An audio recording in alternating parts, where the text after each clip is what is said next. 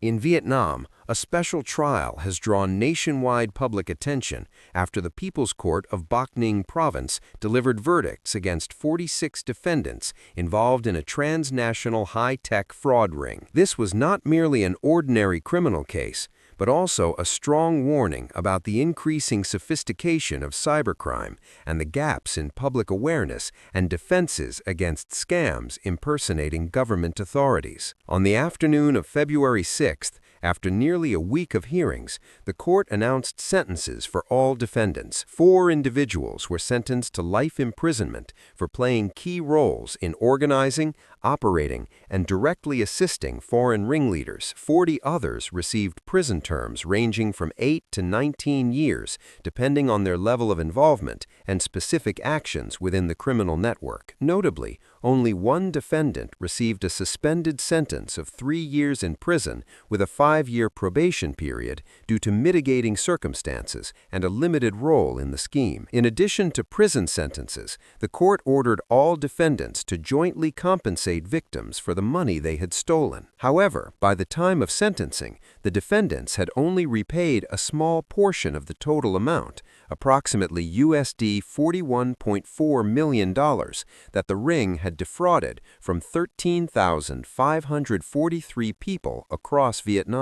The first instance trial took place from February 2 to February 6th at the former Bac Ninh Provincial Police Detention Center instead of a regular courthouse. This decision was made due to the extremely serious nature of the case, the large number of defendants, the massive financial damage, and its impact across multiple provinces. In addition to defendants, lawyers, and legal officials, many victims from different localities attended the hearings, reflecting strong public interest. According to the indictment from the Bac Ninh Provincial People's Procuracy, the fraud ring was led by Chinese nationals and operated from late 2023 to early 2025. Their headquarters was located in Tam Tai Titsu area, Ba Vet City, Svai Ring Province, Cambodia, an area known for hosting many transnational scam operations. From there, the group recruited Vietnamese citizens from provinces such as Bac Ninh,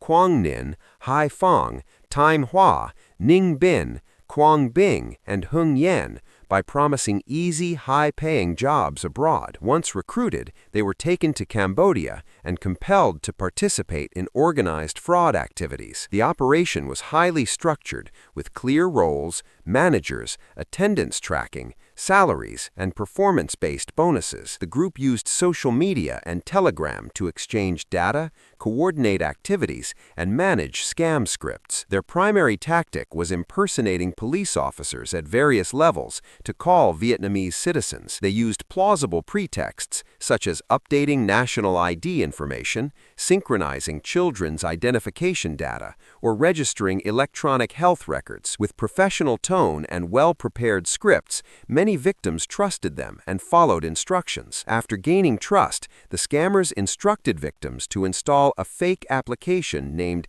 Dik Voot Kong, Public Service, which featured the national emblem and resembled the official government portal. In reality, it contained malware that allowed remote control of the victim's phone without their knowledge. Investigators determined that the ring was divided into 3 groups. Group Cao 1 made initial calls posing as local police to build trust. Group Cao 2 impersonated district or provincial police, guided victims to install the fake app, and directed them through scripted steps. Group Cao 3 handled technical operations, remotely accessing victims' phones, taking control of bank accounts, and transferring money out. Between May 28, 2024 and January 23, 2025, the ring defrauded 13,543 people across multiple provinces, stealing more than USD $41.4 million in total. One victim alone lost over $383,000 US,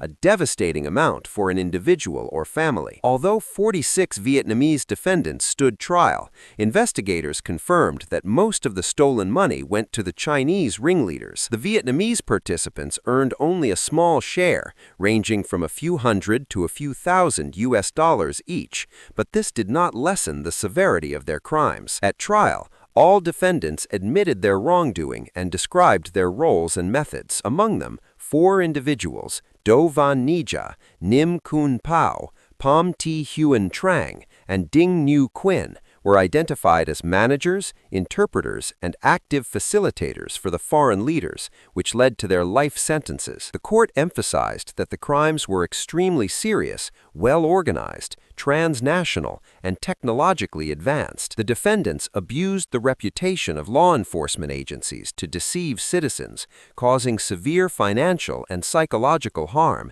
and eroding public trust. Beyond financial losses, many victims suffered lasting emotional and social consequences. Some fell into debt, others lost lifetime savings, and some families faced breakdown due to financial pressure. The prosecution stated that this case directly violated citizens' property rights, threatened public security, and weakened confidence in state institutions. For the leading defendants, the court stressed that their actions showed blatant disregard for the law, requiring the harshest punishment to deter future crimes. For others, although mitigating factors were considered, severe sentences were still imposed due to the enormous damage and limited restitution. The trial served not only as a legal proceeding, but also as a societal lesson. The presence of many victims highlighted their desire for justice and public awareness. The case underscored the need for stronger public education, better cybersecurity measures, and international cooperation against cross-border cybercrime. In closing,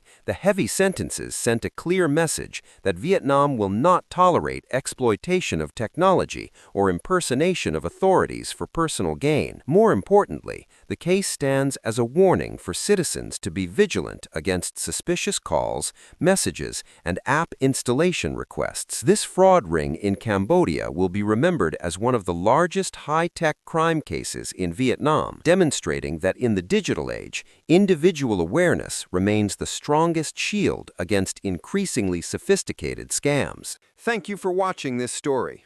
If you found it meaningful, please subscribe, turn on notifications, and share this video. And now it's time to say goodbye. Thank you for staying with Societal Stories.